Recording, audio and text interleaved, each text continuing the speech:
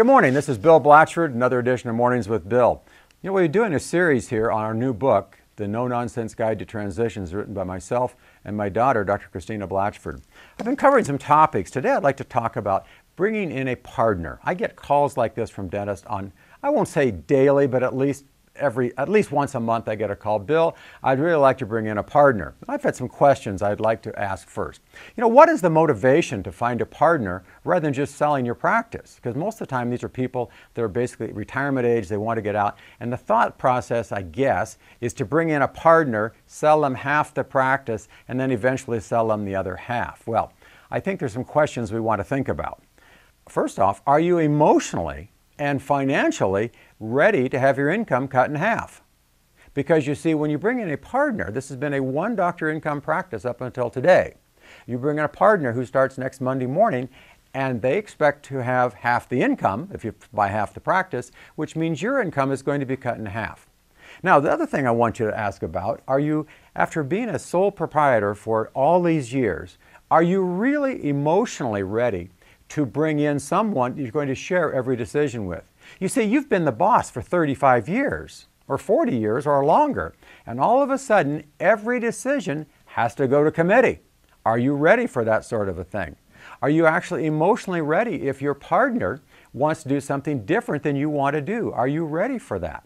You see, all of a sudden, you essentially have a boss, and you haven't had a boss since you opened your doors 30 or 40 years ago. Are you really ready for that?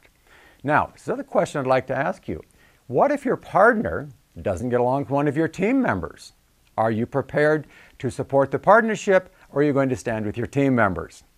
I saw a very lucrative partnership fail a short time ago when I sat down with the two partners, and it was exactly this situation.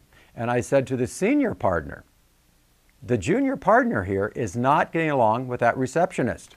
As a matter of fact, the problem was the receptionist had been there for years with the senior doctor and was putting all of the more productive items in the senior doctor's schedule. And the young doctor, who had paid a large amount of money for half the practice, was getting the pulpotomies, the toothaches, the single fillings, and that sort of thing. And that's how it was working out. Not real well for the selling doctor, but not very well for the young partner. And they were being paid on individual production, you see. And I very simply asked the question to the senior doctor, in order to maintain this partnership, are you willing to fire that receptionist? And he looked right at me and said no.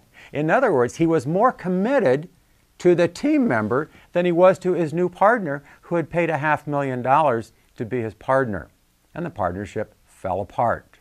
So before you go into a partnership, read our book. There are many stories in here about partnerships that have worked and partnerships that have failed. And you can get the book at Blatchford.com or by calling 888-977-4600. A lot of good stuff in here.